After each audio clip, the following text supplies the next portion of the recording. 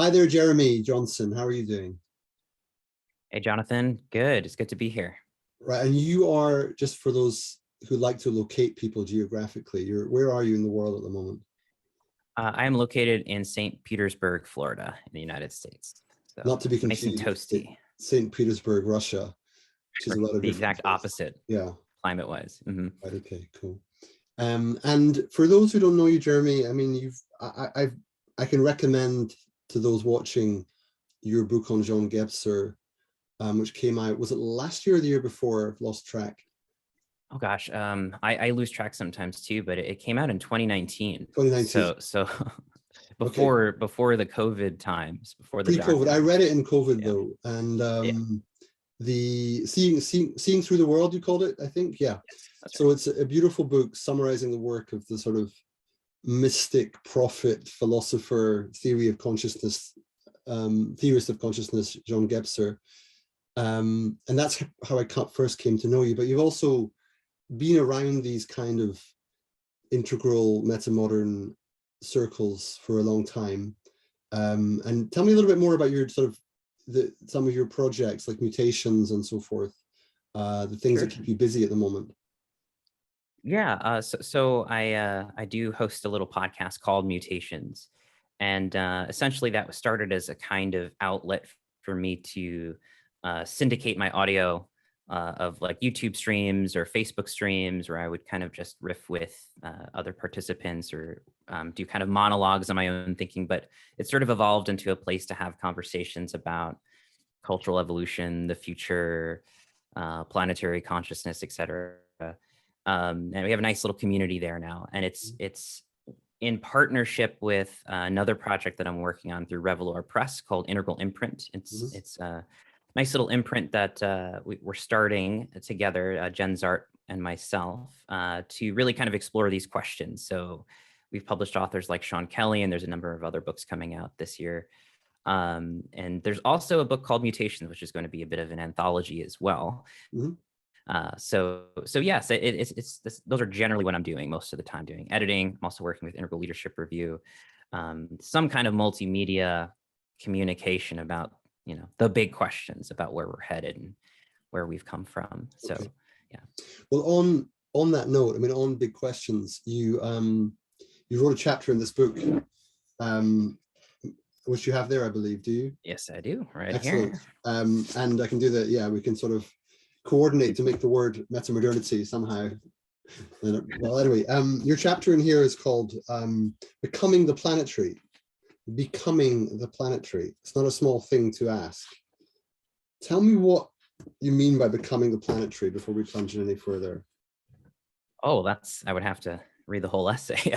It was kind of, okay, so the phrase becoming the planetary, it kind of stuck with me first as a sort of poetic line that I couldn't shake. And I knew the essay had to be about that. And that's sort of how it began, as a kind of line or two. And I believe we communicated after one of the podcasts that I was streaming, sort of exploring some of these themes or incipient concepts. And so I tried to unpack it. And what do I mean by this? And I think part of it was an attempt to articulate a going meta, or I don't know, next phase of human culture and consciousness, without leaning too heavily into abstraction, right? Mhm. Leaning too heavily into a kind of 1,000-foot approach, looking down at the whole thing and trying to see how it's all organized, but rather kind of begin with that participatory step as a sense or a feeling. Mhm. And so the whole essay is a sort of exploration, playfully, tongue-in-cheek kind of way, with being in orbit around the planetary, and Yeah. what does this mean when we kind of come back in from this angle or from that angle. And so yeah, it's sort of an exploration of how our, what we might call modernity, modern civilization, in this process of globalization, becomes more in step with the rest of the biosphere, right? Right. And what are those challenges and difficulties? Where are those liminal spaces where we're learning to become in better relationship with the biosphere? And what are some helpful concepts that actually kind of speak to that, Mhm. that felt sense first, and then moved into, particularly towards the end, talking more about social imaginaries, or what Bruce Clark talks about, planetary imaginaries, because I think that's another way in that's not necessarily needing us to understand any kind of conceptual apparatus, but just a felt sense, an image, right? Something that really sticks with us. A way in which I think whether or not we're intellectuals, we're involved in becoming planetary, we're involved in becoming with the biosphere in a much larger or wider sense than necessarily us nerdy intellectuals who like to systematize things and talk about it. So okay, so one of the reasons I was keen to have a chapter on the planetary in the book is just this growing sense that there's something odd I observe in people within our networks, and not just within our networks, but something about the way people speak in the last 20 years that seems a little bit bizarre in some ways. And it takes the form of, it's usually not the planet, but the world. And we'll come back to that distinction in a minute. But it's something along the lines of this whole thing that I'm caught up in, this civilizational wide predicament. And it does mean sort of at a planetary scale, it's all kind of unraveling and it's all kind of falling apart. And what do I do about it? And there's something really strange happening there between the levels of scale of an individual in a place, you know, with your table and chairs and medium-sized objects,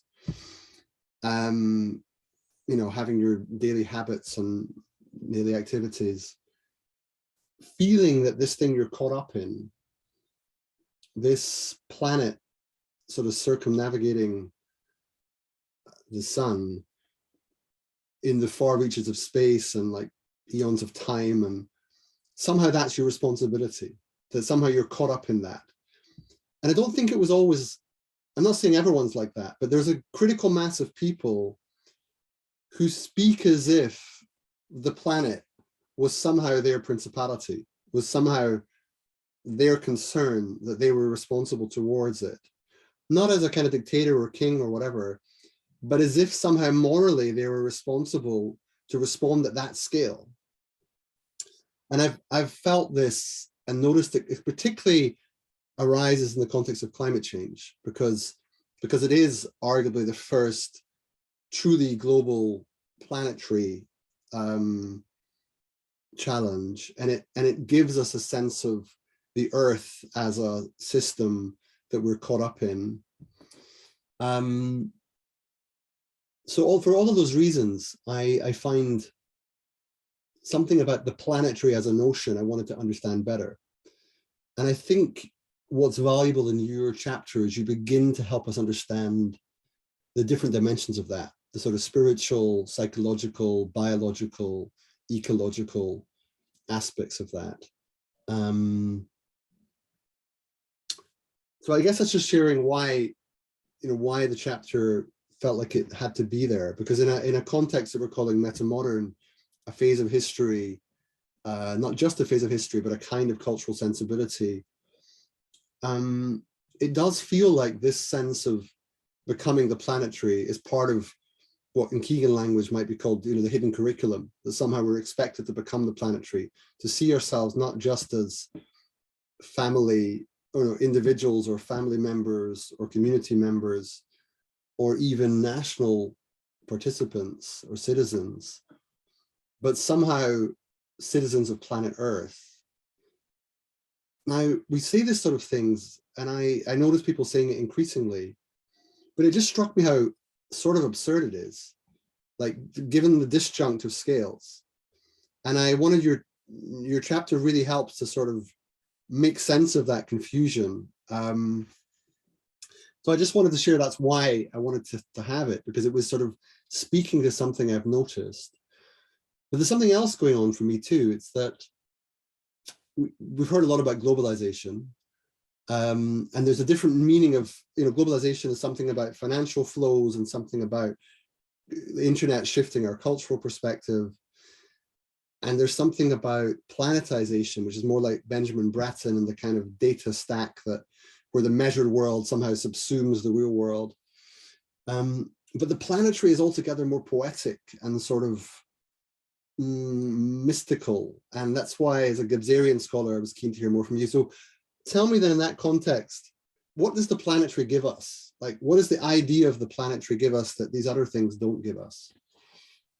Yeah, great question. And I think for me as well, just sort of my intentions in writing the piece was also to kind of contextualize all of these different conversations about systems change, civilization, restructuring, all of the kind of big ideas that we talk about, without the image of the planetary and without the poetics of the planetary that we're kind of implying here, become a little untethered, right? We can talk about going meta or meta-systemic or civilizational change, but it's kind of a directionless thing. It's kind of existing in a vacuum. But if we insert this image of the planetary and we begin to play with this, we're talking about, well, we're talking about a relationship with the whole, right? We're talking about the living biosphere. We're talking about how human societies imagine themselves in their relationship with the more than human world, right? So it's that kind of dynamic interrelationship between human cultures, civilizations,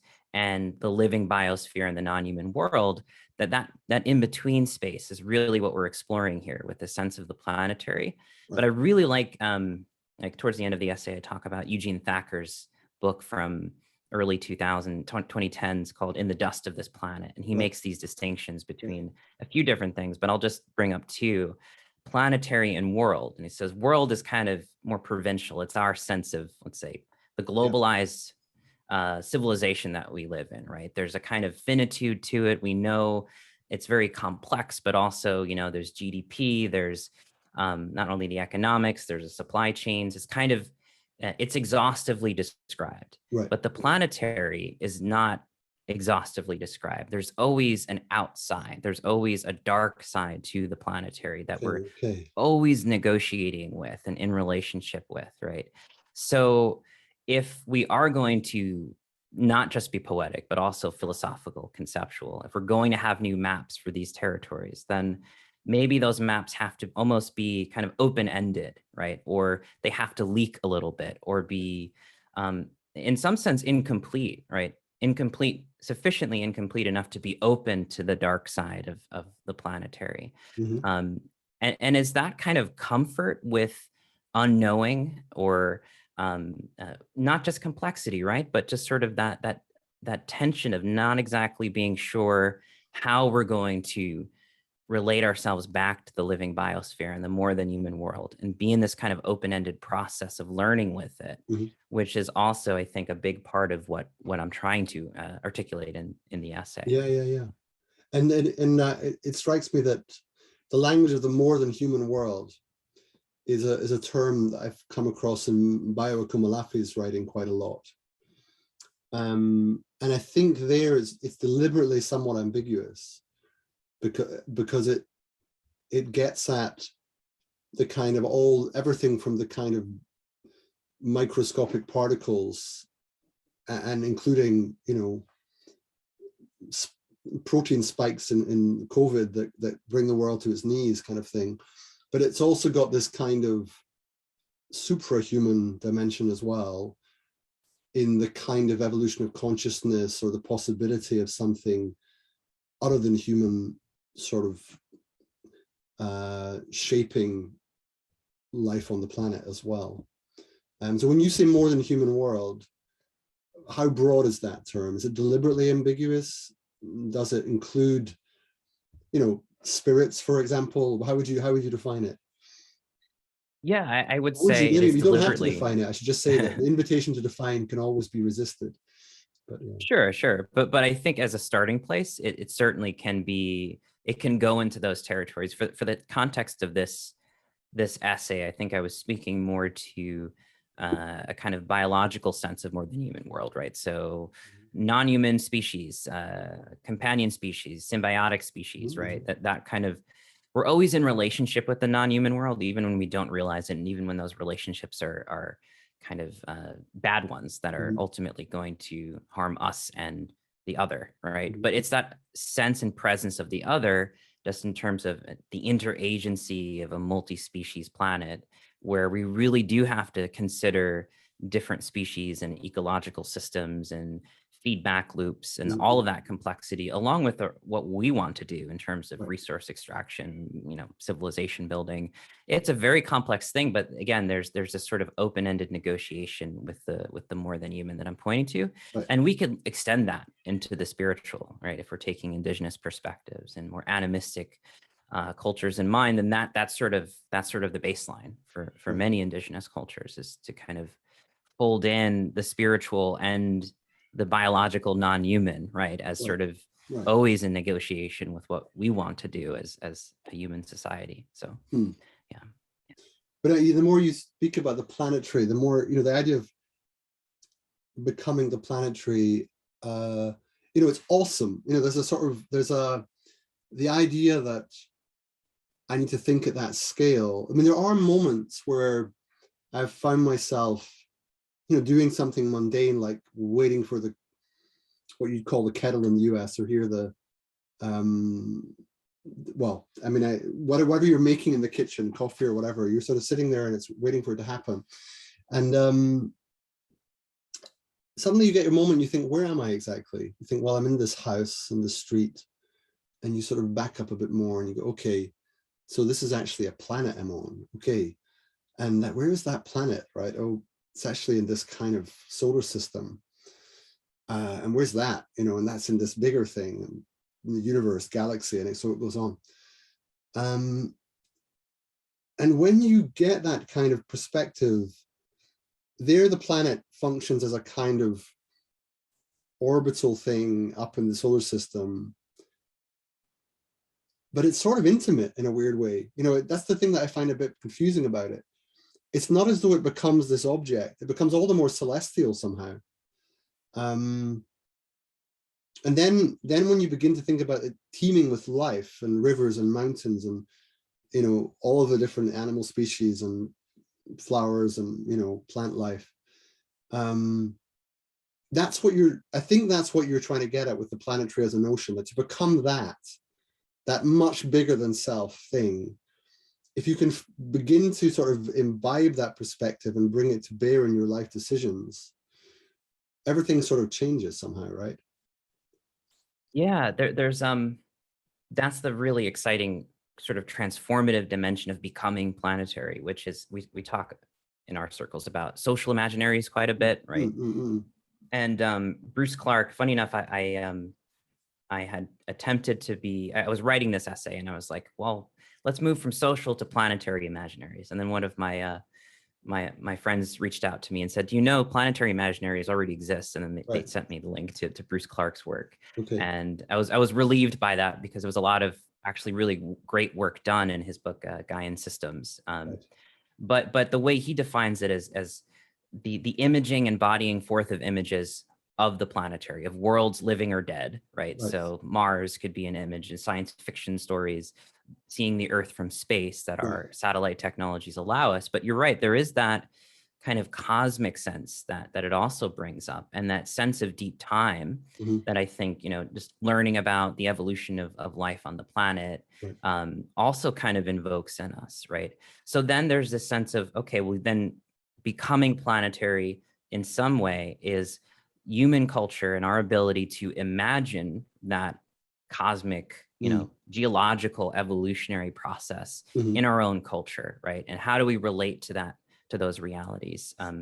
So that is kind of like the baseline, just this sense of being on a planet, being planetary, having the sense of deep celestial and evolutionary time, et cetera. And Thomas Berry and Brian Swim have talked about that in sort of their own framing, cosmological framing. But I think in this sense, the interesting transformative dynamic for us isn't just considering that in a beautiful contemplative existential way, which I do all quite frequently, just looking up at the stars and thinking in that sense, or at least I appreciate doing that. But instead, I think the real transformative process that we're learning about is a little bit closer to what Kim Stanley Robinson articulated, and that I quote him in my essay about learning that we're societies made of societies, right? That these complex biological processes that make up a single individual are symbiotic, right?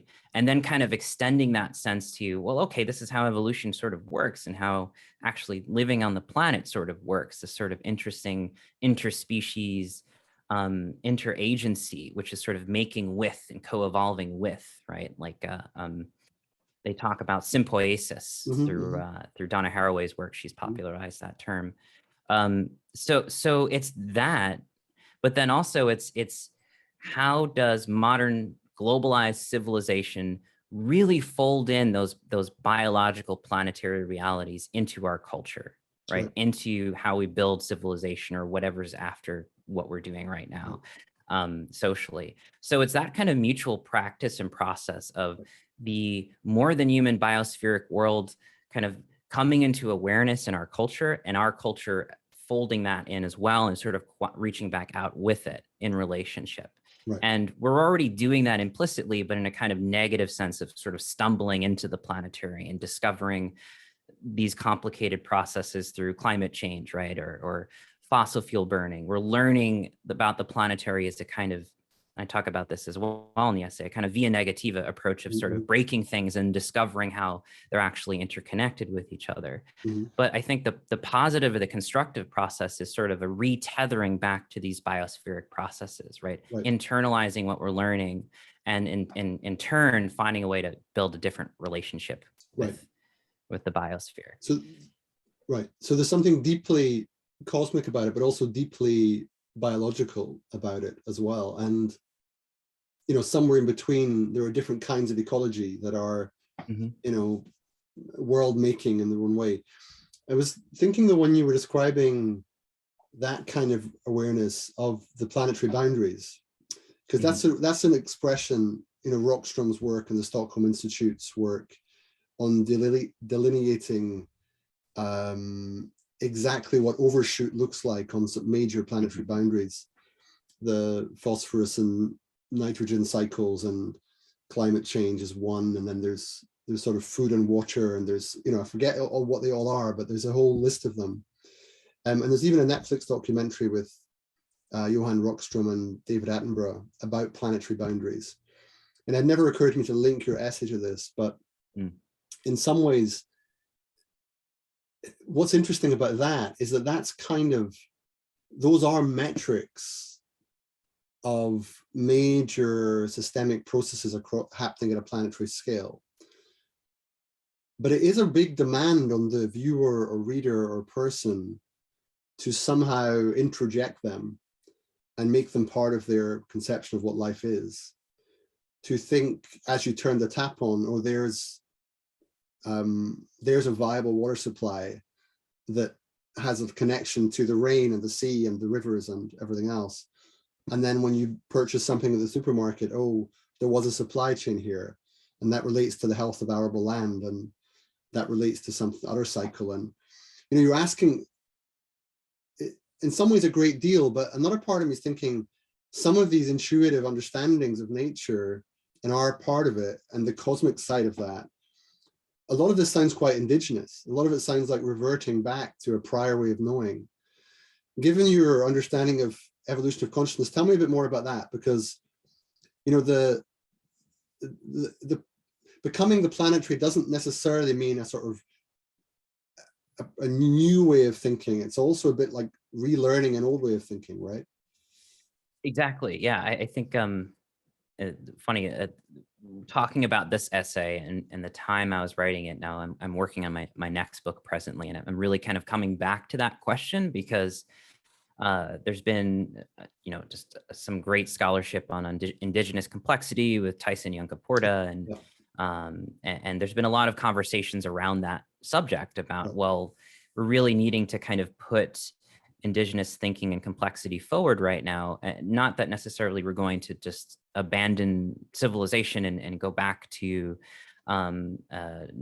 indigenous life ways. We have too many people on the planet to be doing that, right? But there's still quite a conversation, and I think it's an important one, about how, you know, indigenous complexity in some ways is complementary to the sort of sciences and modes of knowing that that modernity has afforded us, and that, let's say, this 10,000-year experiment of civilization has afforded us. So for me, like, yes, a part of this, and I use the metaphor from Deleuze and Guattari of the fold, or the metaphor of stretching and folding. And I've been talking about that more recently. But I think part of this process is kind of more of one of differentiation and then reintegration. So we're not reverting necessarily, but I do think we're trying to fold this long period of differentiation back into relationship with the whole. And part of that does mean a dialogue with Indigenous cultures and learning about Indigenous complexity and bringing kind of Gaian systems thinking into that conversation. And the, I mentioned Lynn Margulis's work and that kind of Gaian symbiotic approach to evolution. I mean, these things, the kinds of cognition that modernity and civilization has afforded us aren't necessarily going away. I just think they're becoming decentered and developing a more sustainable relationship with the whole, right? And that's part of the becoming planetary that I think is the most difficult to imagine, and also B, the most awkward, because we have a lot of momentum being modern, and it's hard to get out from that sort of gravitational pull in terms of thinking in a sort of modern way. And the context, as you're mentioning, it's extremely difficult to conceive of relationship with our resources and where we get our water and food from. So there is this awkward tension, right? This unbearable awkwardness of becoming planetary, which I think is a good awkwardness, right? It's like, we're going to fail, and we're going to continue to fail towards this, as Nora Bateson talks about, this mutual learning. So again, that's sort of how I see it. It's not really a reversion, but a kind of symbiotic process where modernity is sort of folding into relationship with the whole, like an organelle in sort of a larger cell, a larger being that is being human in the history of consciousness. It's not exactly subsumed, but it's something like that, right? It's I'm trying to find the right expression. Like it's a part becoming the right part of the whole somehow, where that whole is not an object, but some kind of unfolding process that has to happen. I mean, that's it. I don't know if there's a word for all that, but that's sort of exactly what we're talking about. I think I understand what you're saying. And it occurs to me as well that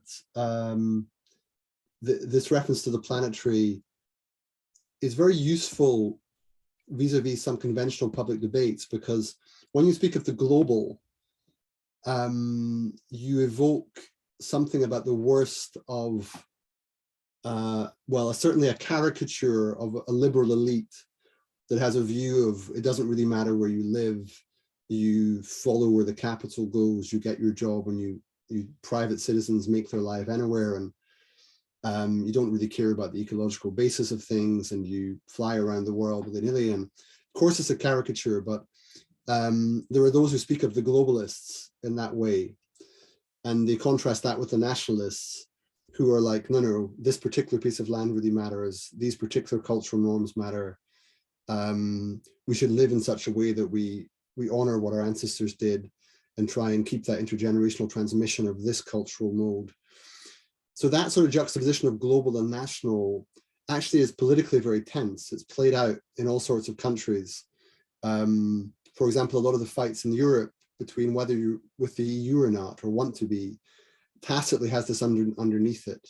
The extent to which people are comfortable thinking of themselves as global, citizens of anywhere, for example. But the planetary is something different, which is why I like it, because, you know, when you say the planetary as opposed to the global, you're sort of hinting at this fractal quality of our existence that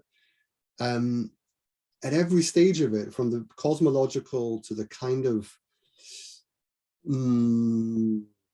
Gaian, whatever that is, Earth system dynamics level, to then the ecological levels that are niches in particular places, down to the ecological niches within your very body, and then the decisions you make about that. When you evoke the planetary, you're not making a political statement, but something more existential. And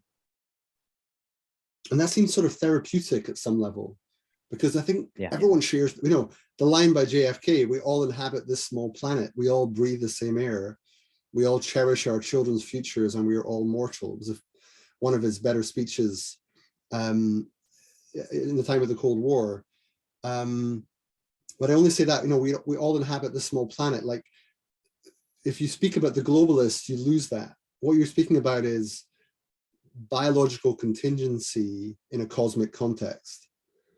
Yes. That we can intuit from a perspective of a consciousness that's evolving, something like that. Yes, yes, yes. And I think part of that as well is, again, when I talk about towards the end of the essay, is how we are already planetary, that it's already kind of, yeah, it's in our, yeah, that's the thing about it, it's in our blood somehow. dream imaginaries. Yeah. That I talk about it as the dark planetary, right? That I'm quoting, you know, Marshall McLuhan talking about how we kind of look to the future through the rearview mirror, and I then like that Thompson line, saying the same thing, that we're sort of already dreaming becoming planetary. And I think you're right that it's already in the kind of cultural mythologizing of our science fiction imaginaries, of our disaster or doom, even the kind of doom porn kind of stuff, right? Like just watching the world blow up. There is this sense in which, okay, we know this whole, there's something, the underlying relationship our civilization has had with the planet isn't working. And there's a despair in there. But I think if we follow or trace that despair to its roots, there is this deeper sense of knowing that's being acknowledged, that we are part of this relational whole. We may not be relating to it well, but we're part of it. So yeah, it's that felt sense. And I kind of come back to that felt sense towards the end of the essay as this kind of beginning and ending place, right? That there's an aspect of us that's already participating in that. And in our cultural imaginary, we already see that shift just in sort of our planetary mythologies and the narratives that we're telling ourselves and the structure of feeling we're undergoing. I mean, that's sort of the whole context for metamodernism, right? Which is modernity is over, post-modernity isn't quite like the next step. So where are we? We're in between. We're kind of in and then out of this. And it's not, I think becoming planetary is a sort of an attempt to answer, you know, where that tension is really either going or coalescing, and it's not the next step, but it's like in that tension of being meta and being in between, this is what's coming up. Right. And it's a bit more than just a placeholder. It's almost a kind of Bruno Latour uses this language as it's an attractor, right? And he has this quip in Down to Earth, this little book he wrote about this. His language is, you know, the whole globalist versus nationalist vector is kind of almost an aside now to becoming terrestrial. He says, well, I'm not left or right, I'm a terrestrial. And I think that's kind of an interesting reorientation. I mean, because it is saying that there is, the political is important, but like most of everything else in our culture, so much of it has kind of become detethered, right, or dissociated from these more existential, material, biospheric realities. And so what happens when we kind of make that orthogonal move into the terrestrial or into the kind of planetary realism, then there's a new ground, right? And there's a new common ground that we begin to explore together. That's what I like about it. It's a common ground, but it's not a coercive common ground. It's a very capacious, expansive, even transcendent one, although it's very imminent at the same time.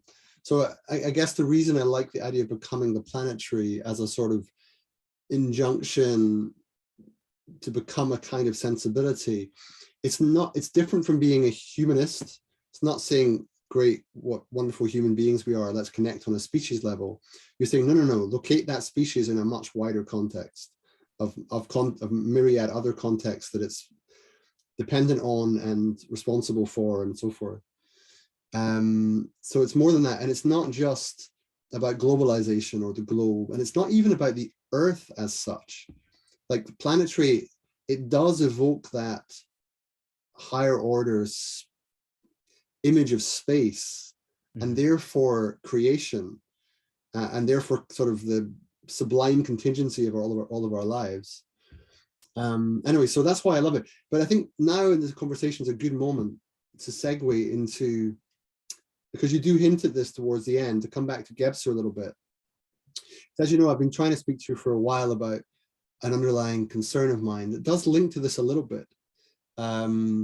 It's a somewhat different emphasis, but I think it speaks to it. Insofar as Becoming the Planetary is a sort of mutation of consciousness, an evolution of how we have to reorient ourselves. It got me thinking about the intellectual function more generally, right? Because Becoming the Planetary it's not entirely a victory. There's also a little bit of a defeat. You know, it's also like you are becoming dependent on all of these life systems that you might previously, through your hubris, have imagined that you were somehow in control of. You are making yourself very contingent in a way that you might previously have felt yourself to be somehow necessary. You're making yourself relatively unimportant, whereas you previously might have thought of yourself as extremely important. And that's the context in which, when people try to make sense of the world's problems and civilizational dynamics at scale, they often sound a little bit absurd, because they're not really speaking from a planetary perspective. They're speaking still from quite a human, intellectual perspective. So the question for you really then is, Gebser speaks of this sort of deficient rational mental mode of consciousness. And I often feel that's where we are, that somehow the intellectual function is being at least belittled, if not humiliated. Which is not to say there isn't a place for the intellect, of course. I'm sure Gebser himself wouldn't say that. But just that where the intellect's coming from now seems to matter. Like the planetary intellect and the human intellect seem to me to be slightly different things. I just wondered if you can tell me where you see the Gebser's evolution of consciousness fitting in here, particularly with regard to the intellectual function, the so-called sense-making capacity.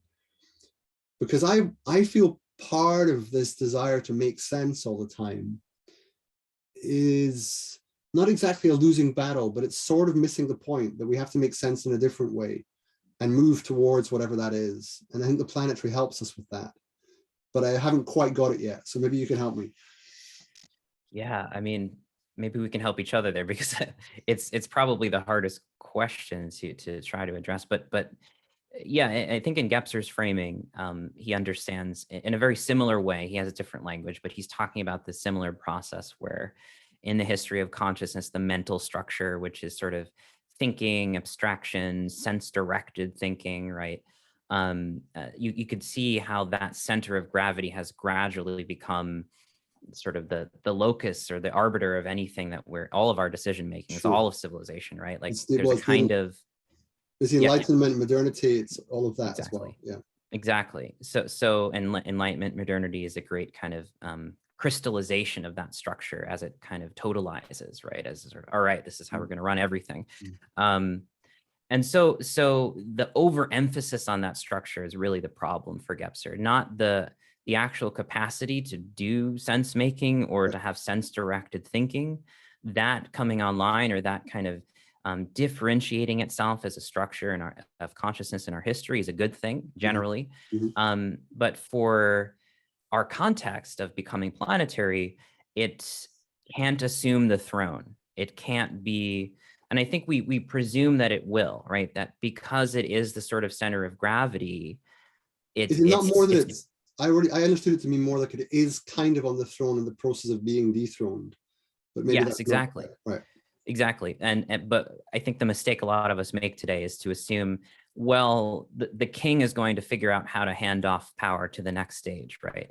And it's not. There is this profound, in your sense, you're right, there's a kind of humiliation in that, right? There's a deflation of hubris in what we see going on everywhere. And every attempt to double down on the structure of consciousness, or attempt to think our way through the crisis, or to systemically order it, or to kind of imagine ourselves as, I mean, this is the sort of pushback against some Anthropocene literature saying that, okay, well, now we're a force of nature, so let's step into that power and own it. In that kind of anthropocentric way, ironically, there's pushback against that. It's like, well, no, it's really going to it's really going to kind of fall back on you double or triple or exponentially with more complicated problems than. So anyway, so that's the problem that we're in here. It's sort of a double bind because we can't continue down with this structure. We can't double down, and it's not the solution. Right. And yet we keep trying to make it the solution in all of the kind of ways we're trying to sense make through the crisis. But like I was saying before, like the process that seems to be happening, regardless of us willingly working with it or not, is that structure is decentering itself. It's no longer the center or the arbiter of what's emerging. And that's a very uncomfortable place to be when that's so predominantly what we've been relying on for the, more so, increasingly so since modernity and the Enlightenment period. Right. But I wouldn't say that the mental structure can't, in Gebser's framing, can't become an ally to this sort of integral consciousness, right? That it can't be in service to the whole and actually be smarter in some ways, more intelligent, with this integrative turn. I mean, the person who comes to mind is someone we probably both know, Daniel Schmachtenberger, because, I mean, when he speaks, he's very much speaking at a planetary level. I mean, it's all about, it's a kind of game theoretic understanding almost of planet at scale. And you sense there that he is thinking at the right sort of scale that feels appropriate. And also there is a sense in which the intellect is being mobilized as ally rather than as a sort of subsuming, totalizing only way of thinking about it. But it got me thinking as well about a couple of things. One is the notion of diaphanous awareness and how that links to the planetary, but also the notion of what it would mean to be aperspectival, because somehow to be planetary as opposed to being, not as opposed to, but juxtaposed with being human, to come from a perspective, whether it's liberal, rationalist, humanist, or whatever, even Christian or Hindu or Muslim, is still somehow maybe to miss the demands of the moment in some way, if that's all you can do. If you can't shift out of that perspective and move into something more aperspectival. And I wonder if something about becoming the planetary, because of what that means, because of how that orients you physiologically and therefore intellectually, might in and of itself be a kind of step towards aperspectival orientation. Yeah, I think when we start orienting ourselves toward this new ground or new attractor or new, just thinking in relationship, right? That's really what it is, like being aware and present to relationship, to processes, to different modes of time. This is like a big theme for Gebser's integral turn, which is this time dimension, which is a whole conversation in and of itself. But part of the thinking more ecologically is being aware of, let's say, bioregional processes, and not something so abstract as supply chain or thinking at that level, but thinking more about, okay, where does my family get our water? Where do we get our food? How do we grow it? How do we understand the environment that we're situated in? And there's a lot of, there is going to be continuing pressure in a material sense with this whole bioregional turn, just in terms of. Yeah, so Joe Brewer is a leading example, right? And exactly, Colombia Joe Brewer right now, he's trying to bring the river back to life in a sort of damaged landscape, but step by step trying to regenerate the land. I think a lot of us are going to be just materially concerned with that, and especially the coming generations, where that won't be something abstract, that only us who are talking about ecology and what comes next and how to save the world will be concerned with, but like our children and children's children will be very concerned with those processes, because that will be how they source their food and their water, et cetera. At least that seems to be the direction things are going. These increasing planetary pressures, bioregional pressures, to understand those processes and work with them if we want to have another generation. Just for the sake of the viewer, bioregional, you're speaking of a sort of significant capacity, significant quantity of land that is defined by a major feature of the landscape, like a river or a mountain range or something of that nature. Yeah, and the complexity of the ecosystems and organisms that are in those environments, and working with those environments to source our own needs. But it's sort of, again, this more open-ended relationship where we want the river to be healthy, and we want plenty of organisms in that river that are the good type or the right type, that are kind of all working together to help us make our own food or source our own water, et cetera. So bioregionalism, yeah, it's kind of being invested in the other, and the more than humans, as we are invested in ourselves, right? There's a continuity, again, between what human culture and what human culture is doing and what's going on right outside our door, right? And if I'm not mistaken, Jeremy, it's also implies that this is sort of the optimal unit potentially for political organization, that the bioregion, we tend to assume the nation state is somehow, where it's at. But arguably, in terms of sort of a planetary imagination or planetary imaginary, it might be that the bioregion could become the new sort of unit of sociological or political imagination, that somehow we build our patterns of decision making and organization around, what is alive, what is real. Yeah, in relationality, right? Not as a sort of an industrial abstract concept. No, sure, and this is something interesting Gebser talks about in the 1940s as well, how the sort of crystallization of the nation state is almost a kind of cul-de-sac, and I'm using my own language to describe what he was talking about. But it's like it's an impulse towards this wholeness, right? But it's a sort of homogenous attempt at doing so. It's very kind of top down and bureaucratic and industrial. And as we're saying, it's the whole processes that we've been running on for a few thousand years, but also particularly the 20th and 19th centuries, is too disconnected from that bioregional level, right? And so there is that question of, okay, well, maybe political organization will become more rooted in that kind of bioregional context or ecological context. But all of this is to say, sorry. Yeah. No, sorry, Jeremy, just also digital, because I was immediately thinking, of course, as we imagine the future, on the one hand, there's return to the land, but there's also this omnipresent digital planetary context available to all of us in our smartphones or whatever they'll become. And that's part of the poetics that I think I'm attempting to reach for in the piece here, because it's difficult to describe that link between kind of going local and becoming bioregional and sort of connecting back in relationship with the immediate in the present. But then there's also this interesting link with the whole, right? That we are very connected to the sense of relationship with the planet as a whole. And I've had to go to the kind of poetics of comparing, evolutionary niches of bacteria that help regulate Earth's homeostasis, right? But then they also contribute to the whole dynamic breathing of the planet.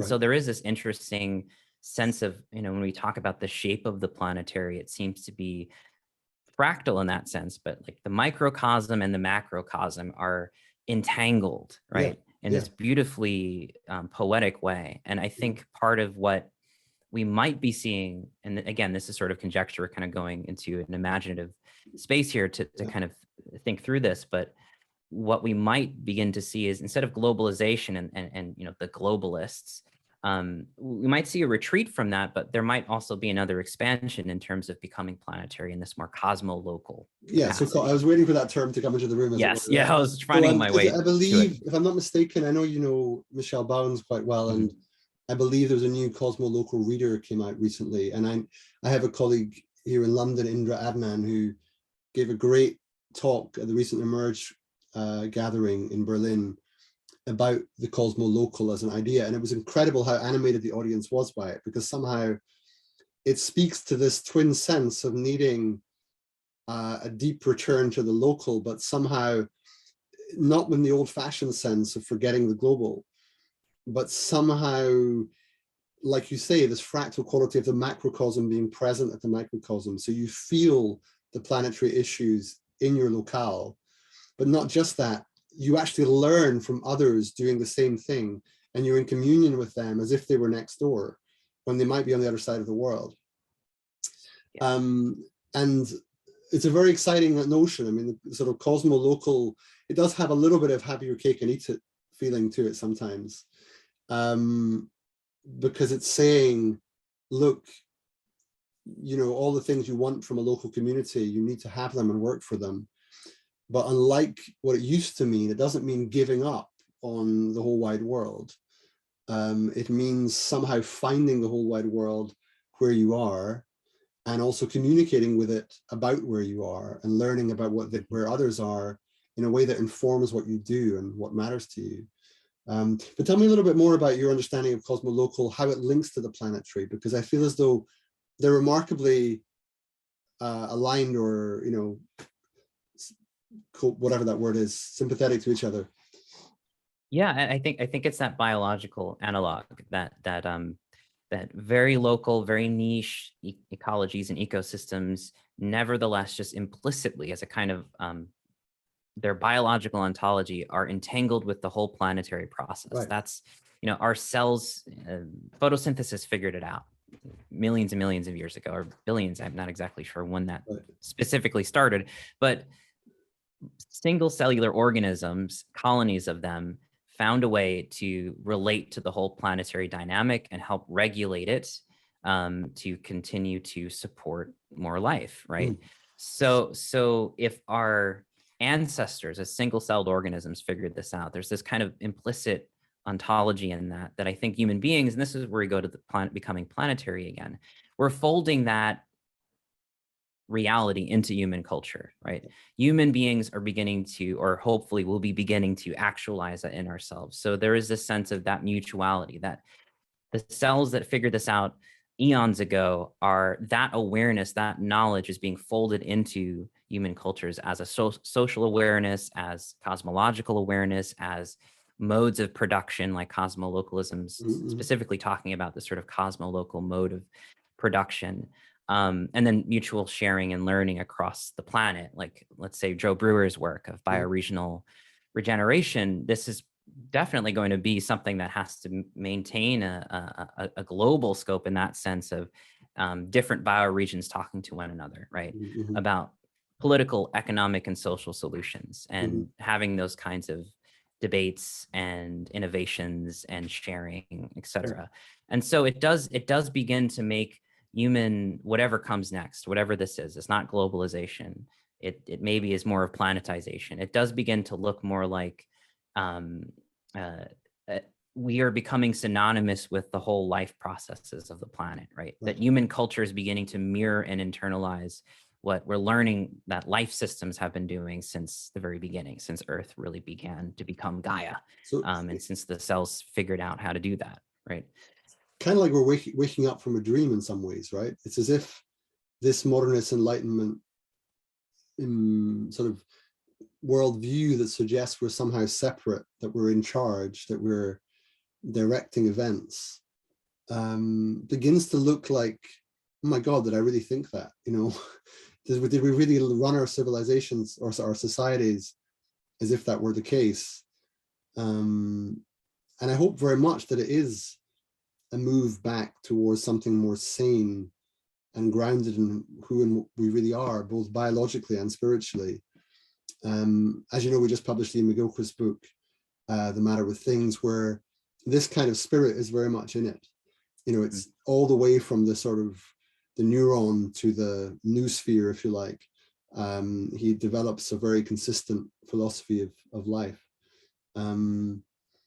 Yeah, I suppose the interesting question is just for, you know, because a lot of people who we come into contact with want to know things like, what, you know, what would you tell the president, or what would you tell the prime minister, or, you know, if you give a lecture to Davos, what would you tell them? And more the reaction I get from people is, it's the wrong question, right? They basically say, look, these forms of power and institutional structures are in terminal decay. The people that you were speaking about there would not know what you're talking about, or they would struggle to hear it. They wouldn't have the drivers built in to actually begin to orient towards it. And that really what you have to get busy doing is building the alternative and making it look viable and more attractive, an attractor, as you put it earlier, so that people begin to move in that direction. And then they won't go lightly or willingly, but a lot of the hegemonic powers will begin to sort of feel, or maybe the future is in that direction. Is that your sense too, or do you think you can actually give a pitch to Davos that will change what they do? I think it probably is extremely rare for a Davos to be a kind of enlightened monarch that willingly kind of aids that process. It's entirely possible, you know, meeting an individual, Yeah. and reaching them in that way. So I wouldn't say it's out of the realm, sure. right? But Sure. I think the focus is more on and just learning to become planetary and all the kind of material, social, poetic, narrativistic senses that we've been exploring here, and then also that I wrote about in the essay as a kind of that's where to look, right? Yeah. Like promoting and intensifying this planetary imaginary, experimenting with ways to body it forth, as Clark talks about, not just in our storytelling, but also in our modes of living, right? I think that is more of the direction we need to be going, Right. because that will lend us the most strength right now. Even if we see this in like a poetic, spiritual sense, right? Mm. Like this is sort of we can trust the felt sense, right? That this is even if we were to think of it as this new integral structure, right? Because very much so much what we're talking about is very kind of aperspectival in the sense that Gebser talks about, that kind of entanglement of the small and the large and the near and the far. It's very aperspectival, right? There's this sense of the whole that's playing with space, but in this very multidimensional way. So I think leaning into that wherever we find it, poetically, materially, socially, is what will lend us the most strength and give us the most chance maybe to make it through. Great to hear. And I agree with you totally. I can only report though that it can be quite challenging when you're trying to persuade sort of legacy institutions and people working, including funders, but also, you know, gatekeepers, cultural gatekeepers of various kinds, that this is the way, this is sort of the early stages of the future. Jeremy, I wonder if you mind, on page 79, if you've got the book there, just to read the last paragraph for us to remind the readers. It's a lovely way of ending. And I think, you know, there's a few references to what's prior in the essay, but I think people will get to that and it's all right. Just to lead us out, if you read from where it says the planetary imaginaries already, the last paragraph on 79. Sure, I'd love to. Okay. The planetary imaginary is already restructuring our sense of identity, our sense of space, and acutely our sense of time. If progressive linear time has ended, what other forms of time are present? Time is long, Holderlin wrote, but the true comes to pass. How do we approach this integral complex of time through, for instance, the aesthetic sensibilities of digital culture, which so readily plays with time as an art form? And lastly, to be explored in the other essays in this volume, the metamodern volume, when it comes to our news stories, what are they telling us? In these stories, implicit mythologemes or myth themes get under our skin and proliferate new subjectivities, new senses of time, space, and self. These are our planetary mythologies, and there are many lessons we can learn from them. Thought must veer toward art, Morton wrote, Timothy Morton. So any approach on becoming planetary must find a way to attune to the, quote, poetry from the future. Beautifully read. So just to remind people that that chapter is in this book, which I'll give a link to in the show notes. Jeremy, it's been a great pleasure, and I hope we get a chance to speak again before long. But thanks very much for your chapter on becoming the planetary, and may we all find a way to become the planetary together. Thanks a lot. Yes. See you later. Yeah. Thank Bye. you, Jonathan. I'll stop recording.